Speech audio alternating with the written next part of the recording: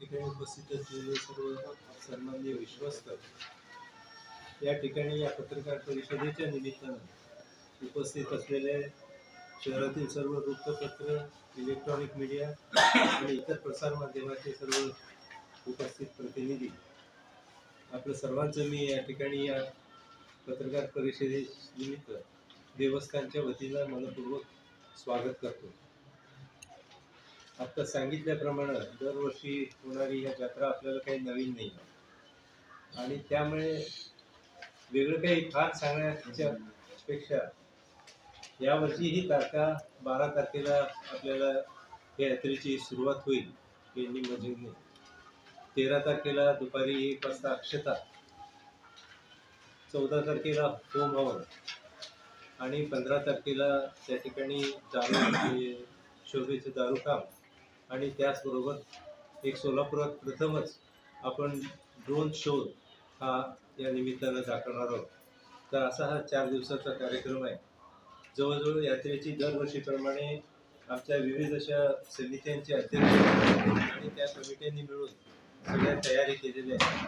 आणि या निमित्तानं जी तयारी झाली ते आता सगळे हजर नाही आहेत, अध्यक्ष किंवा सर्व कमिटीचे चेअरमन. त्या कमिटीचे चेअरमन या ठिकाणी हजर आहेत.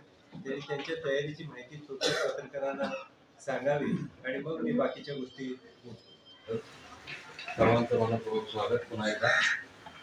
सालाबादप्रमाणे याही वर्षी अतिशय उत्साहामध्ये श्री सीतारामेश्वराची यात्रा सुरुवात होत आहे. आत्ता अध्यक्षांनी सांगितल्याप्रमाणे यात्रेचा नियोजनबद्ध कार्यक्रम आम्ही तयार केलेला आहे. माझ्याकडे यावर्षी निवडणूक समिती चेअरमन यांना जबाबदारी दिलेली आहे. त्या निवडणूक समितीचं नियोजन पूर्णपणे निवडणूक अतिशय उत्साहामध्ये आणि व्यवस्थितरित्या कशी पार पडेल याबद्दल माझ्या समितीच्या सदस्य आणि अध्यक्षांच्या मार्गदर्शनाखाली आम्ही नियोजन केलेलं आहे. आपल्या सगळ्यांना माहिती आहे, आता सांगितल्याप्रमाणे 12 तारखेला मल्लिकार्जुन पंदिरा पाठीमागे गेल्या वाड्यापासून ही यात्राची मिरवणूक सुरुवात होईल आणि 68 लिंगाला निमंत्रण करून परत येईल. पुन्हा 13 तारखेला अक्षतासाठी तोच मार्ग राहील. 14 तारखेला होमसाठी होम मैदानापर्यंत मार्ग आणि पुन्हा पुढचा मार्ग आणि 14 तारखेला शेवटच्या दारूसाठी मार्ग राहील. यासाठी प्रशासन यांची पूर्ण परवानगी आम्ही त्या ठिकाणी घेतलेली आहे. सोलापूर शहरामध्ये जे डॉल्बी बंदीचा निर्णय झालेला आहे, हा डॉल्बी बंदी किंवा डॉल्बी मुक्त यात्रा ही गेल्या 800-900 वर्षापासून आमची सुरू आहे आणि मला असं वाटतं ग्रामदेव सीतारामेश्वरांनी सोलापूरकरांना तो मार्ग दाखवला. त्यावरून सर्व सोलापूरकर डॉल्बी मुक्त मिरवणूक करीत आहेत. याचा अतिशय आनंद वाटतो.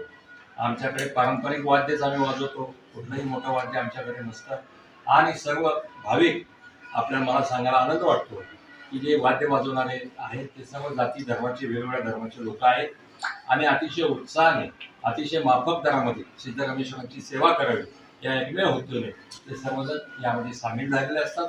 आपल्या सगळ्यांचं सहकार्य तर आहेच.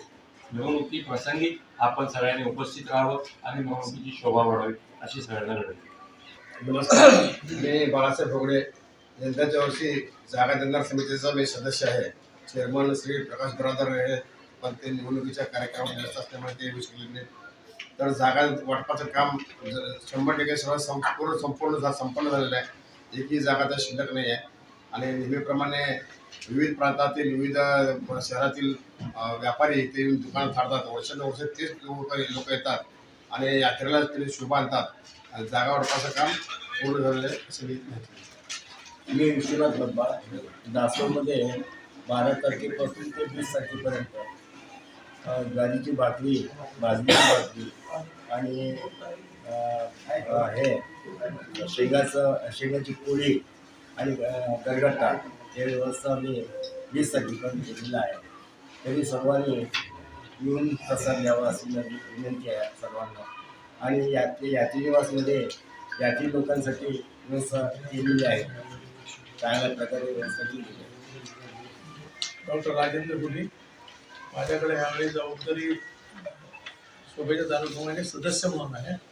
चेअरमन ॲडव्होकेट श्री विश्वनाथ अडंगे काही कामानिमित्त व्यस्त आहेत, शकले नाही.